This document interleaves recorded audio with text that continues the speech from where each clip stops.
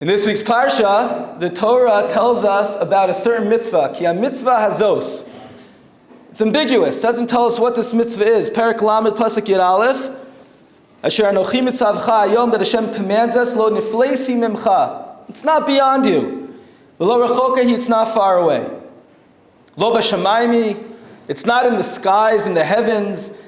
Leimur, that a person would say, if it's in the heavens, mi ya'aleh lanu hashamayim v'yikachel lanu, who's going to take us on a rocket ship to take us up to the highest of the high to go ahead and do the mitzvah up there? Lo me'ever layami, it's also not on the other side of the river, on the other side of the ocean, Leimur, that a person would say, mi ya'var lanu el ever hayam v'yikachel lanu, who's going to take us on a boat to get us to the other side of the river to go ahead and do the mitzvahs over there? Ki karov elecha davar ma'od, it's very close to you, b'ficha b'vavcha la'asoso, in your heart and in your mouth to be able to do. Rashi and the Rambam say that what is this mitzvah? It doesn't tell us what the mitzvah is. They say it's the mitzvah of learning Torah. And what's this imagery of the skies and the other side of the river? So the Gemara says that it's coming to teach you that even if the Torah would have been up in the Shemayim, you would have had to figure out a way to go up there and get it. And the Rambam talks about setting up mnemonics, certain ways of memorizing different pages of the Gemara, of the Chumash, to memorize what we're learning, simanim. You could do it. It seems hard, it seems far away, but a person could do it. B'ficha, b'vavcha la'asoso. Okay, that's Rashi and the Rambam. The Ramban says something different. The Ramban says this mitzvah is referring to the mitzvah of tshuva. We're holding in the last month of the year. This is the last full week of the year, right? We have throughout our life cycle, our year cycle, in Judaism, at the end of every single period is a time for stopping and reflecting. So every night, at the end of a day, we say Kriyat Shema Lamita, and we think about what was our day like? What did we do well that we could build off of and continue doing? What perhaps can we fix? That's the time at the end of every day. At the end of every month, right here, you see it a lot at the Kotel. Erev Rosh Chodesh, we have Yom Kippur Katan, a time where there's extra tefillah and people reflect on the past month. What was it like? We're about to start a new month. What was my last month like? And of course, at the end of a year, we have the month of Elul, the last month of the year to reflect. And now we're in the last full week of the last month of the year. So it's time to reflect and to think about what we're doing right and what can we do even better. The mitzvah of tshuva, says the Ramban. The question is, so what's the rest of the psukim here? It seems like poetic. It's not in the sky. It's not on the other side of the river. Like, tshuva is tshuva. Like you call up your friend and you say sorry and you figure out, why you woke up late and mizman kriyat shema and just move forward. Like, what is this? The skies and the other side of the river. So there's a drasha that was given by Chaim Volozhiner. Chaim Volozhiner was a star Talmud of the Vilna Gaon. And a couple hundred years ago, he had a drasha. Rabbi Dovid Rosman is the Rosh Yeshiva of the Chevron Yeshiva. And he says that he has a tradition that the drasha took 6 hours for it to be given over. 6 hours. So you think, wow, 6 hours, probably like 150 pages minimum. So you turn to the back of some of the editions of Nefesh HaChaim, that's one of the Svarim that Chaim Volozhiner wrote, and they print the drasha back there. 3 pages. 3 pages. What took 6 hours to say 3 pages? So Rav Dovid Rosman explains that it was so charging and emotional that people were crying, he couldn't get through it. So it took forever to get through. So I'd like to share with you what was said. Don't worry. I don't think anyone's going to cry. But this is the explanation that he gives. What is the pasuk here referring to? That it's not in the Shemayim, it's not on the other side of the sea. One would have thought that the mitzvah of tshuva has anything to do with that. And he says something that he writes a lot about in the Nefesh HaChaim in the first volume, in the first gate, Shar Aleph of Nefesh HaChaim. Nefesh HaChaim is broken up into 4 different gates. The first one is extremely powerful. My brother is a psychologist. He wrote a children's book on self-esteem. And he said that if anyone just reads the first gate of Nefesh HaChaim, they'll have no problem with self-esteem. And all these therapy sessions would not be needed. It's an amazing, for me it was life-changing when I learned through the first gate of Nefesh HaChaim. Now it's translated into English, so there's very little excuse to why anyone can't learn it. And there he describes what does it mean that we are created b'tselem Elokim. What does it mean that we're created in the image of God? Does it mean we look like God? God doesn't look like anything. So what does it mean that we're in the image of God? So he explains that the word Elokim, when we have a lot of different names for Hashem. What does it mean when we say Hashem is Elokim? So there's a halacha actually, the Torah writes, in the beginning of Or Chaim, that every time we say the word Elokim, we have to have in mind that Hashem is strong and mighty, and He's capable of everything. He's capable of doing everything. And Reb Chaim Volozhiner explains in the Nefesh Chaim, throughout the whole first gate, that Elokim means that Hashem is the divine source of everything. So for example, if I go ahead and I build this shtender, right? So I create the shtender, okay, I'm very good with my hands, I know how to hammer and glue and put the wood at the right spots, and after that I walk away and the shtender stands by itself. Who made the shtender? You have no idea. Okay, maybe I wrote my name on it, but otherwise I am not connected. I, the creator of the shtender, am not related or connected at all to this item. Not so by Hashem. When Hashem, who's called Elokim, when He creates, He continues to infuse every single moment of energy into that item for the item to exist.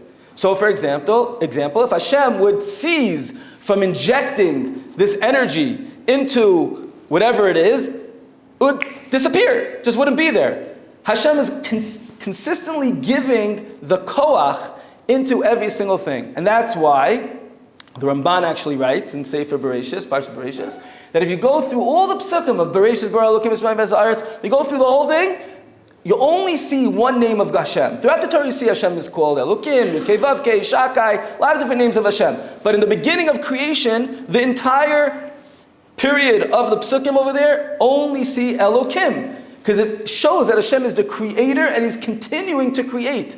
The Sefer Yetzirah says that if you actually count up the amount of times it says Elokim in those psukim, you find it says it 32 times the gematria of Lev, of the heart, because it's coming to show you that the Elokim is like the heart of creation. The heart is always pumping and pumping and pumping and giving you the energy and the bloodstream and everything that's needed for us to continue to move and to be able to function. So too, Elokim is always giving the energy and the power into everything into this world to be able to exist. So what does it mean that we're created in the image of Elokim? Says the Nefesh Chaim that we are able to do the exact same thing. Through our thoughts, our speech, and our actions, we are literally sending the energy and the koach for everything in the world to exist. Hashem made it that we are in charge. That's why your self-esteem gets pumped up big time here. We are literally in control of the world. Through our thoughts and our speech and our actions, we are able to pump up energy all throughout the world, everywhere. You could be sitting in your corner in the side of the Bismillah, no one even knows that you're there, and you learn one pasuk. And you are sending powerful energy to the other side of the world and building other areas in the world. And you might say, come on, really? Is that really possible that you could be sitting over there in the corner and you could be creating an energy on the other side of the world? Is that really true? So Hashem knew you'd ask that question. So Hashem put into the natural order of the world, physics, something called the butterfly effect. The butterfly effect is that a butterfly goes a little flap of its wing, tiny little flap of the wing of the butterfly, could create a tornado in another area of the world. Look it up. It's physics. That's the way the physical world is set up. So too is the spiritual world. The spiritual world is set up in a way that a little thought, a little action, a little nice word to your friend could go ahead and make a major effect somewhere else in the world. That's what Rav Pinkus writes in a Sefer on Chumash, Parshas Emor. He says, it's very interesting, people are obsessed with the news. I assume everyone here is obsessed with the news. Why are we so obsessed with the news? We have nothing to do with it. Why do we care so much what happens here and there? We're like checking and refreshing, and why? Why do people care so much about the news? So he says, because deep down, every person knows that they are actually responsible for everything else that happens in the world. So why do I care what happened over there in Cincinnati or California? Because it's up to us. If we would go ahead and we would do what we're supposed to be doing, we actually could create and change everything that's happening in the world. It's a super powerful message that Chaim Volozhin explains to us. And therefore, he added on in his drasha, he said, that's why the Torah is telling us that it's lo b'shamayim and it's not in the Eiver Hayam. Because it really is. And a person would think, like, how could I do tshuva? How could I go ahead and fix my actions? It's impossible. I mean, yes, okay, I wasn't nice to someone, so I could call up and say sorry. But if that not nice way of speaking actually did something in China, well, how am I going to go ahead and fix that? How am I going to, I can't afford to go to China right now. I can't get there. Well, how am I going to go up to the Shemayim? The Nefesh Chaim explains that our neshamas are like a chevel nachalaso. That's a pasuk. It's like a chevel, it's like a rope. When you have a rope, right, and the rope starts here, you're holding the rope and it goes up, up, up, up, up, and it's hanging over the bar all the way over there. So when I pull on the bottom of this rope, the rope moves over there as well.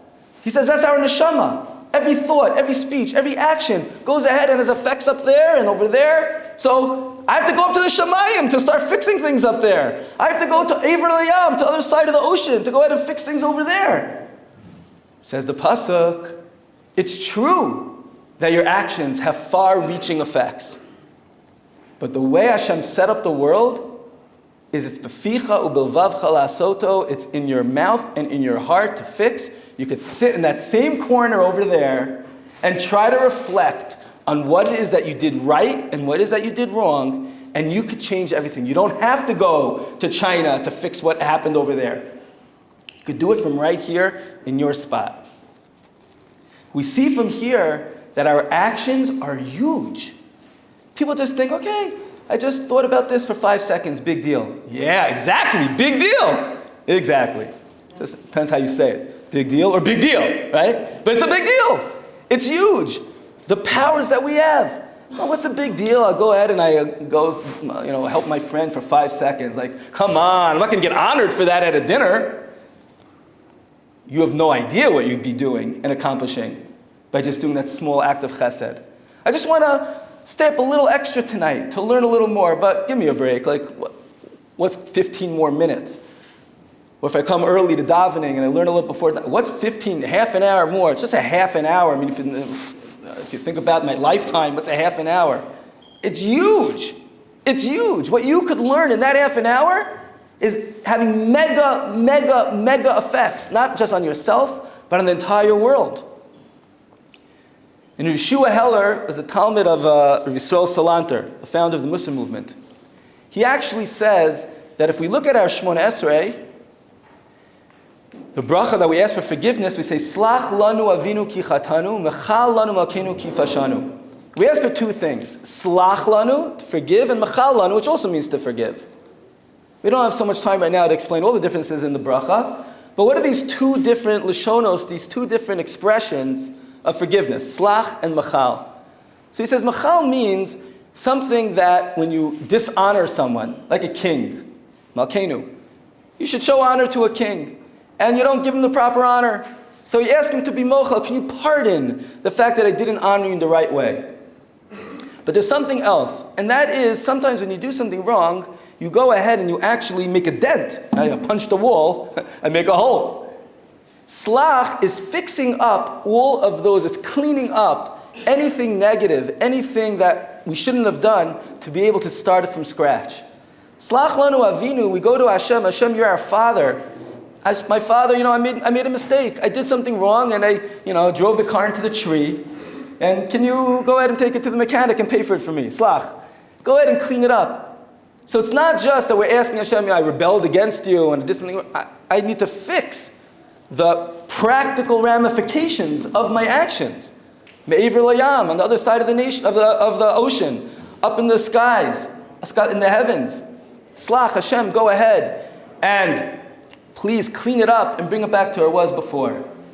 So my bracha to all of us in the last week of the last month of the year, that we could appreciate, think about the power that we have, amazing, amazing power. Just do one more mitzvah, one more nice act, one more positive thought, clean thought, one more little act of learning Torah, a little bit, just a little extra. Realize how powerful our actions are. And recognize that the opposite sometimes happens as well. And we should daven. Right now we're going to daven mincha. We should daven and have an extra kavana. We say, Slach lanu Hashem. Please fix it up for us. We want in. We're back. We're ready to change. We're ready to do better. We're ready to use our amazing, amazing powers to go ahead and do more. And Bezrat Hashem, He's going to answer all of our tefillos. So we're going to be able to accomplish and be able to send all of that amazing positive energy all through the world and elevate the entire world with us.